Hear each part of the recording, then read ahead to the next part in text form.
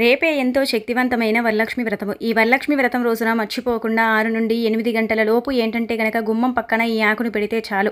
లక్ష్మీదేవి డబ్బుల మూటతో మీ ఇంటికి వస్తుంది. మీకు కావలసినంత ఐశ్వర్యాన్ని ఇస్తుంది. మీరు పట్టిందల్లా బంగారం అవుతుంది. చాలా వరకు కూడండి అద్భుతాలను చూడగలుగుతారని చెప్పొచ్చు. కాబట్టి ఏంటంటే గనక ఈ వరలక్ష్మి వ్రతం రోజున గుమ్మం పక్కన ఇది ఒక్కటి పెట్టండి. ఇలా పెట్టడం వల్ల అదృష్టము ఐశ్వర్యముతో పాటు ఇంట్లో ఉండే సర్వ దరిద్రాలు బయటికి వెళ్ళిపోయి మీకంతా కూడా మంచి జరుగుతుంది. ఆ తల్లి ధనంతో మన ఇంటికి రావటం అనేది కూడా జరుగుతుంది. వరలక్ష్మి వ్రతం రోజున కొన్ని నియమాలను ఆచరించుకుంటూ చక్కగా ఈ పరిహారాలు కనుక చేసుకున్నట్టయితే ఇక మనకు తిరుగుండదని కూడా మనకు పురాణ గ్రంథం చెబుతుందన్నమాట. శాస్త్రాల ప్రకారం ఏంటంటే గనకనండి ఈ పరిహారాలు పరమ పవిత్రమైనవి, చాలా శక్తివంతమైనవి, చాలా శక్తినిచ్చే పరిహారాలు కాబట్టి ఈ పరిహారాలను తప్పకుండా ఆచరించాలని చెప్పడం జరుగుతుందన్నమాట. ఈ పరిహారాల ద్వారా ఏంటంటే మనకంతా కూడా మంచి జరగటం, అలానే కాకుండా మన ఇంట్లో ఉండే దిష్టి దోషముతో పాటు అనేక రకాల చెడు సమస్యలు కూడా తొలగిపోతాయి. అదృష్టం ఐశ్వర్యం తప్పకుండా పడుతుంది. ఇలానేరి సంపద మన సొంతం అవుతుంది. అలానే కాకుండా ఆ తల్లి వరాలను మన ఇంట్లో కురిపిస్తుంది అని కూడా మనకు పండితులు చెబుతున్నారు. అసలు గుమ్మం పక్కన ఏం పెట్టాలో తెలుసుకునే ముందు ఒక చిన్న రిక్వెస్ట్ అండి. వీడియోని పూర్తిగా చూడండి, నచ్చితే లైక్ చేయండి, కొత్తగా చూస్తున్నట్టయితే సబ్స్క్రైబ్ చేసుకోండి. ఇక వీడియోలోకి వస్తే ఏంటంటే కనుకనండి ఆగస్టు 16 మనకేంటంటే 2వ శ్రావణ శుక్రవారం, అలానే కాకుండా వరలక్ష్మి వ్రతము. ఇది పరమ పవిత్రమైనది. వరాలనిచ్చే ఈ వరాల తల్లి అంటే వరాల తల్లి, అలానే కాకుండా ఏంటంటే సిరి సంపదలకు లోటు లేకుండా చేసే అమ్మవారిని మనం నిష్టగా పూజించుకుంటూ ఉంటాము. లక్ష్మీదేవిని ఎవరైతే నిష్టగా పూజించుకుంటారో వారి ఇంట్లోకి కావలసినంత ఐశ్వర్యంతో పాటు ధనధాన్యాలు కూడా పొంగి పొర్లుతూ ఉంటాయని మనకు పండితులు చెబుతూ ఉన్నారు. అలానే కాకుండా ఏంటంటే గనకనండి మనం గుమ్మం దగ్గర కూడా ఈ చిన్న చిన్న నియమాలను పాటించాలి. ఎందుకంటే మన ఇంట్లోకి దేవతలు ప్రవేశించాలన్నా మన గుమ్మం నుంచే ప్రవేశిస్తారు, దయ్యాలు ప్రవేశించాలన్నా మన గుమ్మం నుంచే ప్రవేశిస్తారు. కాబట్టి ఏంటంటే గనక దయ్యాలని దూరం చేసేసి కేవలం దైవాన్ని మాత్రమే మన ఇంట్లోకి రప్పించుకోవడానికి కూడా ఉపయోగపడే పరిహారం అని చెప్పొచ్చు. కాబట్టి ఈ విధంగా తప్పకుండా ఆచరించండి. గుర్తుపెట్టుకోండి, వరలక్ష్మి వ్రతం చేసుకునేవారు ప్రతి ఒక్కరు కూడండి ముఖ్యంగా ఇంటిని నీట్గా ఉంచుకోవాలి. అంటే ఇంటిని శుభ్రం చేసుకోవాలి. అలానే కాకుండా ముందుగా ఏంటంటే గనక మన ఇంటి సింహద్వారము అంటే మన సింహద్వారం ఉంటుంది కదా, అక్కడ బూజులు కానీ అలానే కాకుండా ఏవైనా సాల పురుగులు ఇలాంటివి ఉంటూ ఉంటాయి కదా, అవి ఏవి లేకుండా చక్కగా క్లీన్గా చేసుకోండి. ఇంటి ప్రధాన ద్వారం ఎంత బాగుంటుందో, ఇల్లు ఎంత కలకలలాడుతూ ఉంటుందో ఆ తల్లి ఆ ఇంటిని ఇష్టపడి ఆ ఇంట్లోకి ప్రవేశిస్తుంది అని కూడా మనకు పురాణ గ్రంథం చెబుతుంది అన్నమాట. శాస్త్రాల ప్రకారం ఏంటంటే గనకనండి వరలక్ష్మి వ్రతం రోజు ఖచ్చితంగా ఇలాంటి నియమాలను ఆచరించాలి. ఎక్కడ కూడా బూజు ఉండకూడదు. అలానే కాకుండా మనం శుభ్రం చేసుకుంటాం, అయినప్పటికీ కూడా ఎక్కడో అక్కడ ఉండిపోతుంది కదా, ఇంటిపై కావచ్చు, ఇంటి తలుపులపై కావచ్చు, బూజు ఇలాంటివి లేకుండా చక్కగా దులిపేసుకోండి. దులిపేసుకున్న తర్వాత ఏంటంటే వరలక్ష్మి వ్రతం రోజు ఏంటంటే కనుకనండి సూర్యోదయానికి ముందే మీరు నిద్ర లేచి చక్కగా ఏంటంటే కనుక ఇంటిని వాకిలిని శుభ్రం చేసుకోండి. అలా చేసేసుకున్న తర్వాత ఏంటంటే ఇంకా ఇంటిని శుభ్రం చేసేటప్పుడు ఉప్పు పసుపుని వేసుకుని శుభ్రం చేసుకుని ఆ తర్వాత వచ్చేసి మీరు అంటే స్నాన కార్యక్రమాలు చేసుకోండి. స్నాన కార్యక్రమాలు చేసేటప్పుడు స్నానం చేసే నీటిలో ఖచ్చితంగా ఉప్పు పసుపుని వేసుకుని చేయొచ్చు. ఇలా చేయటం వల్ల లక్ష్మీదేవి అనుగ్రహిస్తుంది. దరిద్రాలన్నీ కూడా ఆ నీటి ద్వారా పోతాయి. ఆ తర్వాత ఈ రోజు తప్పనిసరిగా ఉతికిన బట్టల్ని ధరించండి. అనంతరం వచ్చేసి గుమ్మానికి చక్కగా పసుపు రాసేసి కుంకుమతో బొట్టు పెట్టి గుమ్మం దగ్గర పద్మదళ అష్టం ముగ్గుని వేసేసి 2 వైపులా కూడా ఎర్రటి పుష్పాలను పెట్టుకోవాలి ఉదయం పూట. ఇలా పెట్టేసి ఇంటికి తోరణాలు కట్టి పూలమాలతో అలంకరించుకోవాలి. అలానే కాకుండా గుమ్మాన్ని ఈరోజు నీట్గా అలంకరించుకుంటే చాలా మంచిది. వీలున్న వాళ్ళు వేపాకులు ఉంటాయి కదా, ఆ కొమ్మల్ని కూడా తెచ్చి చెక్కండి. ఇలా కూడా మనకు మంచి ఫలితం వస్తుందన్నమాట. ఆ తర్వాత వచ్చేసి ఏంటంటే కనుక గుమ్మానికి చక్కగా నిగనిగలాడేలాగా కలకలలాడుతూ ఆ గుమ్మం కనిపించాలి. గుమ్మం ఏంటంటే కనుకనండి ఇలా పసుపు రాసేసి గుమ్మం పైన కూడా ఏంటంటే చక్కగా గీతల ముగ్గుని వేయండి. అలా వేసిన తర్వాత వాకిట్లో కూడా ఏంటంటే ముగ్గుని వేసేసి చక్కగా పసుపు కుంకుమతో నింపేయండి. అంటే పసుపు కుంకుమతో ఆ ముగ్గుని చక్కగా అంటే రంగులు వేసేసి చక్కగా నింపేయండి. ఎంత చక్కగా ఈరోజు ముగ్గు పెడతారో, ఎంత చక్కగా అమ్మవారిని పూజిస్తారో మీకు అంత మంచి ఫలితం కలుగుతుందన్నమాట. ముగ్గులంటే లక్ష్మీదేవికి చాలా ఇష్టం కాబట్టి పద్మదళ అష్టముగ్గుని వేసేసి దాంట్లో కుంకుమ పసుపుని పోస్తే చాలా మంచిదన్నమాట.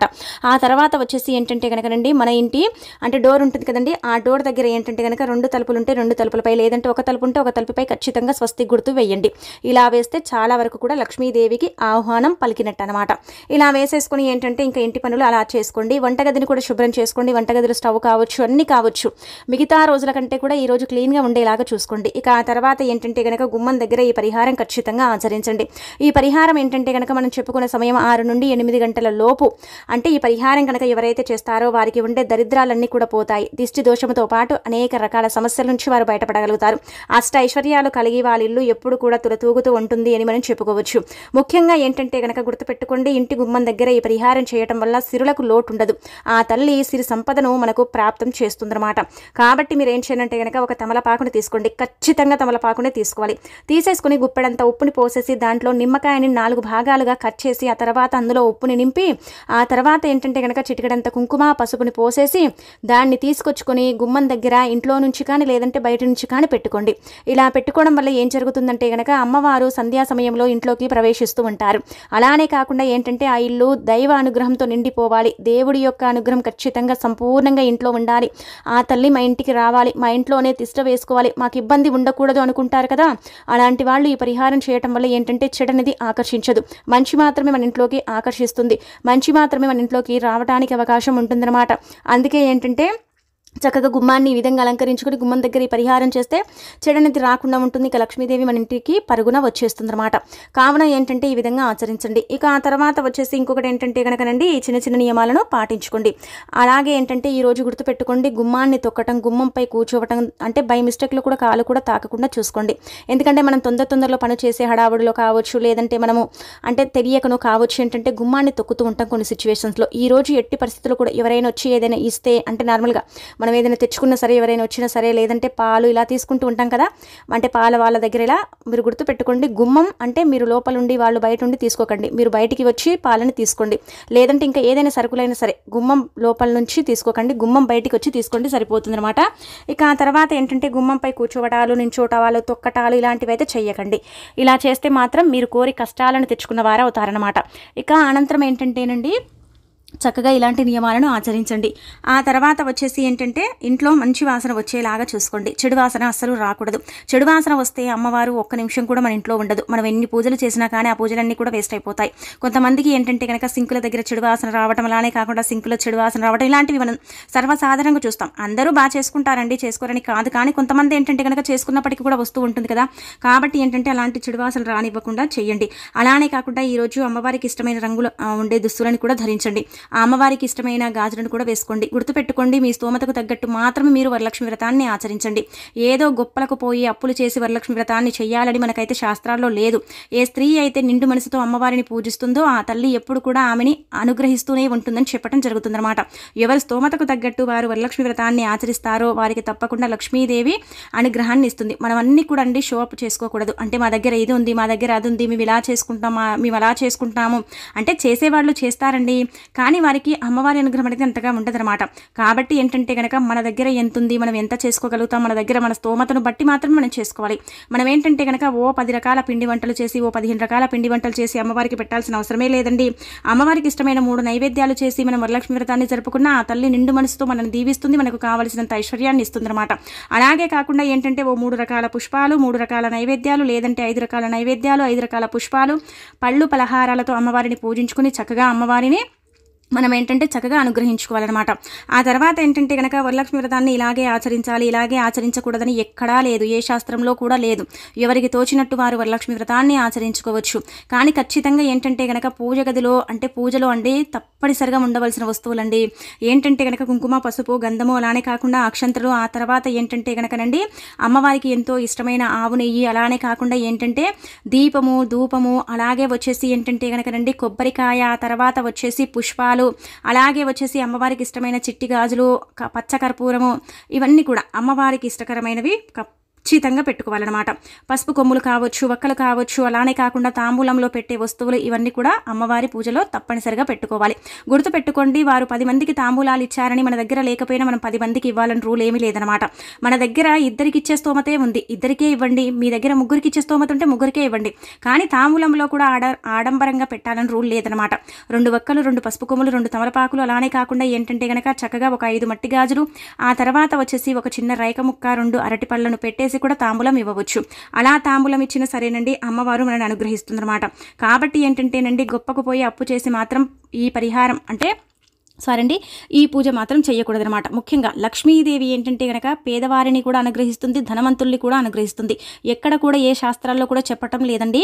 గొప్పగా మనము అంటే శ్రావణ మాసంలో వచ్చే వరలక్ష్మి వ్రతాన్ని ఆచరించుకోవాలి, గొప్పగా చూయించుకోవాలి, ఆ నగలు కొనాలి, ఈ నగలు కొనాలి, ఇంత డబ్బుతో చేయాలి, అంత డబ్బుతో చేయాలి, మేము కూడా అందరిలో బాగా చూయించుకోవాలని ఎక్కడా లేదు.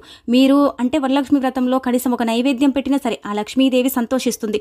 ఎందుకంటే ఎవరి స్థితిగతి ఎలా ఉంది, ఎవరి స్తోమత ఎలా ఉంది అనేది అమ్మవారికి తెలుస్తూనే ఉంటుంది కదా. కదా.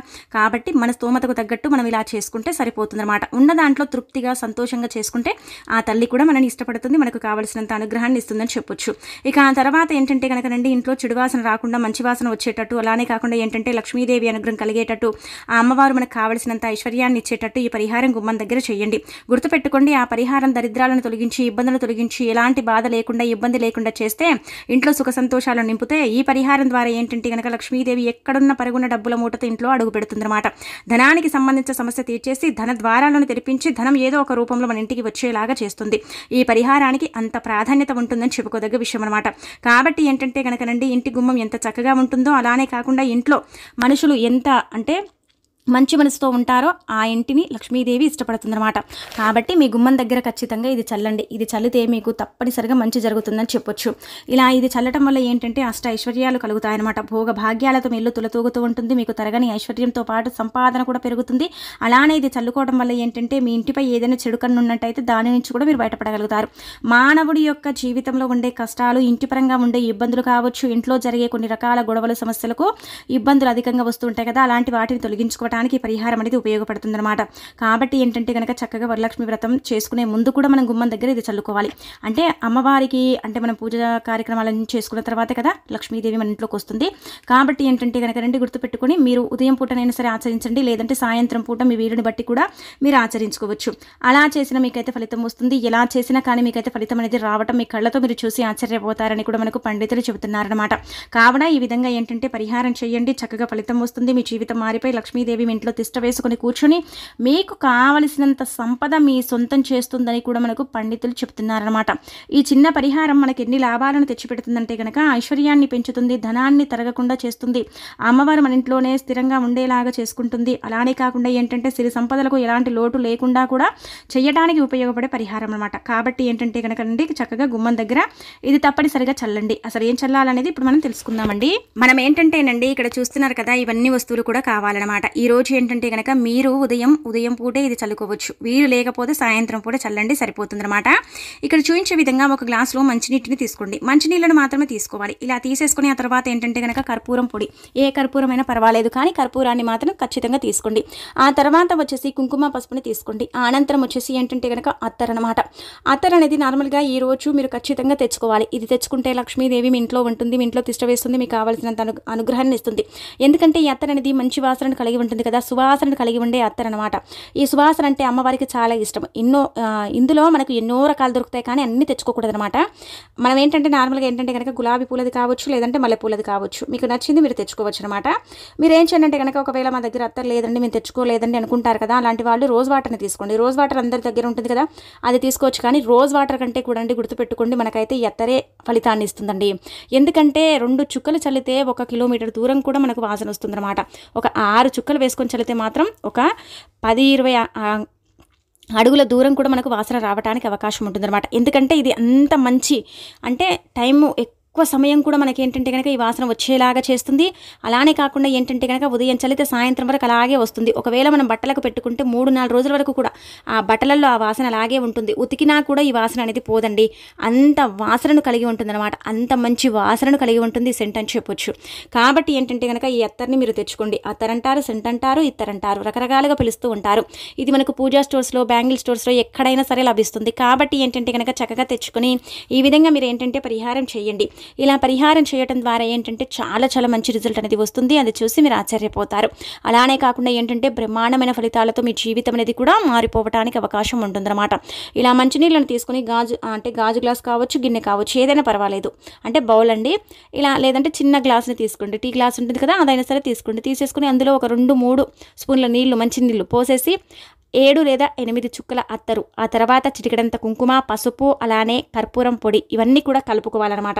ఇవన్నీ కూడా కలిపిన తర్వాత ఏంటంటే గుమ్మం దగ్గర చల్లుకోవాలి. గుమ్మం మీదే చల్లండి, తలుపుల మీద చిలకరించండి. ఆ తర్వాత ఇంట్లో మీకు అంటే చాలామంది కూడా 4 గుమ్మాలు ఉంటాయి, 3 గుమ్మాలు ఉంటాయి, 2 గుమ్మాలు ఉంటాయి, మీ ఇష్టం. ఇంకా మీ మెయిన్ డోరు, మీ యొక్క గుమ్మాలు ఇలా ఏంటంటే కనుక చల్లుకోండి. పూజ గదిలో మూలల్లో ఖచ్చితంగా చల్లేసుకోండి. ఇలా చల్లుకొని ఏంటంటే కనుక రండి చక్కగా మీరు అంటే తలుపులపై మొత్తం చల్లేసుకుంటారు కదా, ఇదేంటంటే కనుక ఉదయం చల్లితే రాత్రి మొత్తం 2-3 రోజుల వరకు అయితే మన ఇంట్లో మంచి వాసన వస్తూనే ఉంటుందన్నమాట. ఎంత మంచి వాసన వస్తుందంటే కనుక మీరైతే ఆశ్చర్యపోతారండి, అంత మంచి వాసన వస్తుందన్నమాట. కాబట్టి ఏంటంటే కనుక ఇలా చల్లేసుకోండి, ఇలా చల్లేసుకొని చక్కగా ఫలితం పొందండి. ఇది చల్లితే ఏమవుతుందంటే కనుక ఒకవేళ అమ్మవారు మన ఇంట్లో అడుగు పెట్టారనుకోండి, మన ఇంటిని వదిలి ఇంకా అమ్మవారు ఇంకా వెళ్ళరనమాట బయటికి, మన ఇంట్లోనే ఉండటానికి ఇష్టపడతారు, మన ఇంట్లోనే అంటే ఉండాలని కూడా అనుకుంటూ ఉంటారనమాట. కాబట్టి ఏంటంటే ఇది చల్లుకోవాలన్నమాట. ఇదేంటంటే వరలక్ష్మి వ్రతం రోజు చాలా మంది కూడా అత్తర్ని తెచ్చేసి అమ్మవారి చీర కడతారు కదండి, ఆ చీరకి అత్తరంతా పెడుతూ ఉంటారనమాట. ఎందుకంటే మంచి వాసన వస్తుంది కాబట్టి, లక్ష్మీదేవికి చాలా ఇష్టం కాబట్టి ఆ తల్లి మన ఇంట్లోనే ఉంటుందని మనం చాలా మంది భావించుకుని ఇలా సెంటుని కూడా పెడుతూ ఉంటారు. పూలతో అలంకరిస్తారు, గాజులతో అలంకరిస్తారు, అలానే కాకుండా నగలు వేస్తారు, డబ్బుతో అలంకరిస్తారు, పెద్ద జడ వేసేసి చక్కగా అమ్మవారిని ఏంటంటే గనక మంచిగా అలంకరించుకొని లక్ష్మీదేవిని మనస్ఫూర్తిగా కోరుకుంటూ ఉంటారు. అమ్మ ధనధాన్యాలకు లోటు లేకుండా చక్కగా చూడు తల్లి, భోగభాగ్యాలతో మా ఇంటిని ఎప్పుడు కూడా తూగేలాగా చూడు, మా భర్త సంపాదన విపరీతంగా అంటే పెరిగేలాగా చూడు తల్లి, ఈ తల్లి మమ్మల్ని అంటే సంవత్సరం పొడుగునా కూడా అనుగ్రహించు, సంవత్సరం పొడుగునా కూడా మాకు ఎటువంటి లోటు లేకుండా చూడు అని అందరూ కూడా చక్కగా సంకల్పాలు చెప్పుకుంటారు. పెళ్ళైన స్త్రీలు, పెళ్లి కాని వారు కూడా వరలక్ష్మి వ్రతాన్ని ఆచరించవచ్చు. ఎందుకంటే ప్రతి ఆడపిల్ల కావచ్చు, ప్రతి స్త్రీ కావచ్చు లక్ష్మీదేవి రూపం అన్నమాట. అందుకే ఈరోజు గుర్తుపెట్టుకోండి, ఇంట్లో తిట్టడాలు, కొట్టడాలు, శాపనార్థాలు పెట్టడాలు, ఇంట్లో తలను వీరబోసుకొని తిరగటాలు, అలానే కాకుండా ఏంటంటే కనుక నైటీలు వేసుకొని తిరగటాలు ఇలాంటివి చెయ్యకండి. నిండుగా చీరని కట్టుకొని మంచిగా జడ వేసుకొని పూలు పెట్టుకొని గాజులు వేసుకొని చక్కగా కుంకుమతో బొట్టు పెట్టుకోండి. చాలామంది కూడా కుంకుమను పెట్టుకోరు కదండి, పెట్టుకోండి. అలానే కాకుండా నిండుగా అలంకరించుకోండి, తప్పనిసరిగా గంధం పెట్టుకోండి, కాళ్ళకు పసుపు రాసుకోండి, ఇవన్నీ కూడా చేసుకోండి. ఇవన్నీ కూడా మనకు తెలిసే ఉంటాయి కానీ మనం చెయ్యం కదండి. కాబట్టి ఏంటంటే ఈ ఒక్క రోజైనా సరే చక్కగా నిండుగా అలంకరించుకోండి. శుక్రవారము చాలా శక్తివంతమైన రోజు, అలానే కాకుండా శ్రావణ మాసంలో 2వ శుక్రవారానికి చాలా ప్రాధాన్యత ఇస్తారు. ఈ రోజు వరలక్ష్మి వ్రతం ఆచరించలేని వారు మళ్ళీ శుక్రవారం మీరు చేసుకున్నా పర్వాలేదు, ఆ రోజునైనా సరే ఈ నియమాలను ఆచరించుకుంటూ చక్కగా ఈ నియమాలను పాటించుకుంటూ ఈ పనులను చేయండి. కానీ గుమ్మం దగ్గర ఈ పని మాత్రం చేయటం మాత్రం అస్సలు మర్చిపోవద్దండి, అస్సలు కూడా మీరు మిస్ చేసుకోవద్దని మనకు పండితులే చెప్పడం జరుగుతుందన్నమాట.